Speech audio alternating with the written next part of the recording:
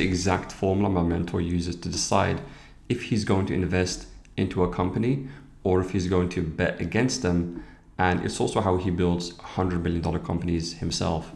Now, the truth is with this equation, you can actually, you can use it to make as much as you want or as little as you want. And it's actually the extent to which you implement each of these variables is basically the extent to which you kind of achieve your financial outcome. So the formula is BP plus 6S plus FC to the power of PE equals your financial goal. So this is ideally for $100 million, but it can be for anything. Like I said, it just depends on the extent to which you implement one of these. So obviously the more free cash flow you have, it's probably the more you can grow, right? So what do each one of these stand for? And the last one is actually the most important, because if you don't get that one right, none of these actually work. So BP stands for beautiful product. So what does that mean? So it's ideally something, so he calls it things that people can't live without. So, or something you really prefer not to live without. So for example, your iPhone or your laptop, or really things that are like quite essential in like a luxury way, or in a way where you actually need it, like food products, for example. So that's the first one. Things people can't live without or prefer not to live without. And then secondly, something that has instant traction. So if you look at a company like Uber, for example, it had like instant traction. Like as soon as it came on the market, it's cheaper, it's faster, and it's more accessible to everyone. So it has instant traction. So you want to ask that question as well. How fast of traction can I actually get with my product? And then, do you get rave reviews and testimonials?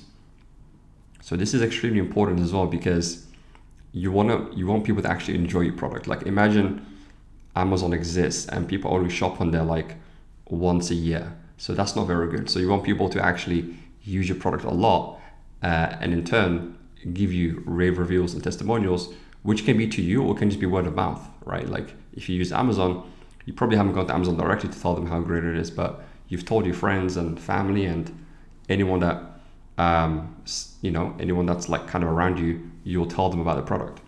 So secondly is the Six Sigma operations. Now this stands for the 6S, so BP plus 6S. Now Six Sigma operations is what they use in like manufacturing and production to make high quality products. So if you look at a company like Boeing that makes planes, they actually do this. So what it means is making less than 3 mistakes per million. I don't know if that's the exact amount, but it's essentially making almost no mistakes. Because if you get in a plane, you never want to crash. So you want to have less, they call it less than 3 mistakes per million, but it's essentially optimizing for 0 mistakes. That's kind of what we optimizing for. So that's why you might hear of a plane crash like extremely rarely, but it doesn't happen 99.9% of the time. Now so you can learn more about this. There's like courses you can take and whatnot, but there are also like 4 personality traits that actually allow you to have Six Sigma operations, because what it really means is just having strong discipline, having organization, and running things like a machine and running things in terms of systems. So if you look at a lot of billionaire interviews, all they talk about is building systems, which is very important. This comes down to the Six Sigma operations. So what are the 4 parts? So 4 personality traits that and 4 traits that you got to have to actually run Six Sigma operations. So number 1 is actual organizational skills. So how organized are you? Diligence. Do you look through your stuff again? Like, do you double check things? How diligent are you with the work that you do? Prudence. Actually making good decisions. So you receive money from a client, or you receive some investors' money, or whatever decision you're going to make, how good on quality of a decision are you actually making? And then perfectionism. Are you actually trying to like perfect your product? If you look at an iPhone, that thing is pretty much perfect, because Steve Jobs had very high perfectionism. So, and this is extremely important when it comes to building a company, because you have to have perfectionism in whatever you're building. Like you can't, if you keep leaving things off and every time something comes up, you let it slide, that is low perfectionism. So you want to have high perfectionism so that you can build great products. And for example, Amazon, they require all their executives to write like a 6-page memo every Monday or whenever they do a team meeting, because it really forces them to be organized with their thoughts and get the thoughts onto paper, and then display them to their team.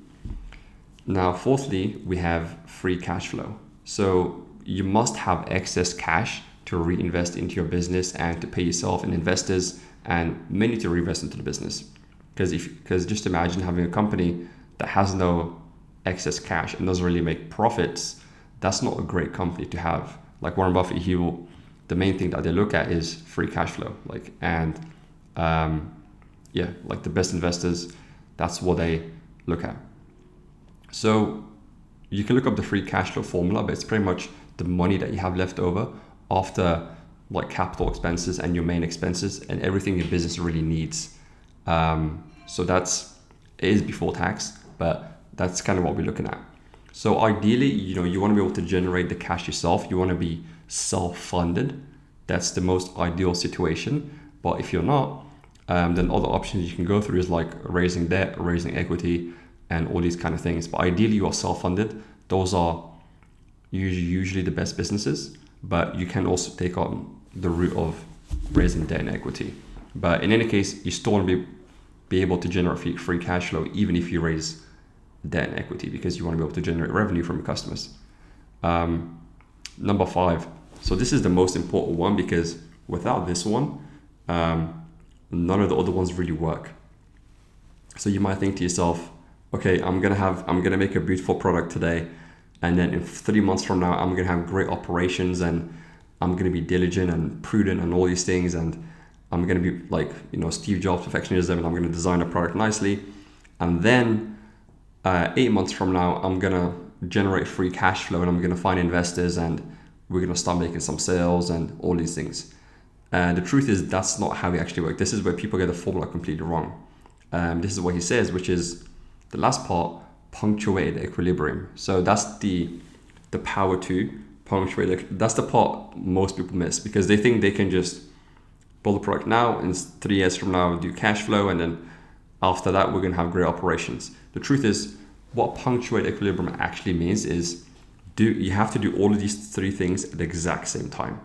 And what my mentor said is, if a company doesn't have all 3 of these running at the exact same time within 6 to 18 months, he will not invest in the company, and he will bet against them. So that's why you got to have all these things simultaneously. So this term itself, it comes from evolutionary biology, and basically means like big evolutionary events. They believe that it happened in like one big event instead of like small events. So for example, you build a product and you do this, then like it happens in one big event. And he said if you don't have all 3 at the exact same time, like right at the exact same time, he will not invest.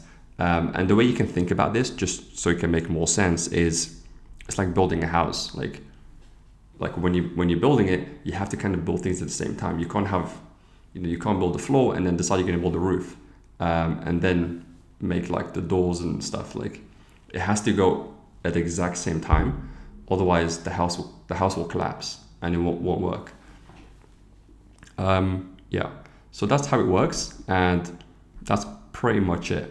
That's the gist of this formula and how it works. So let me know what your thoughts are. Once again, 6S, BP, which is making a beautiful product.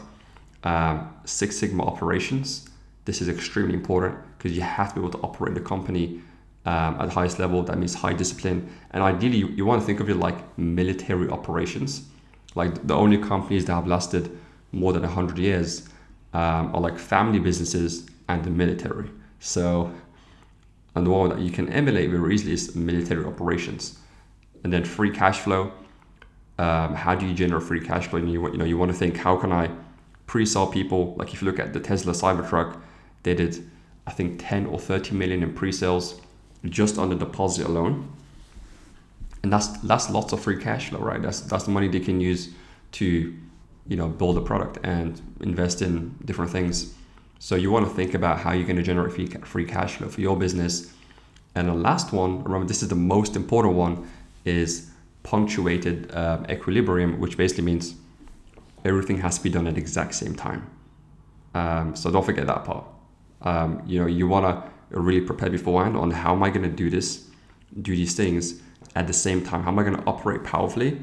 How am I going to build a great product from the start that gets traction and testimonials and all these things? And then also generate free cash flow. Remember, all these three things have to be at the same time. And then the extent to which you do these things will be the extent to which you achieve your financial goals. And that's all I have for today. If you got any questions, leave them in the comment, and I'll see you in the next one.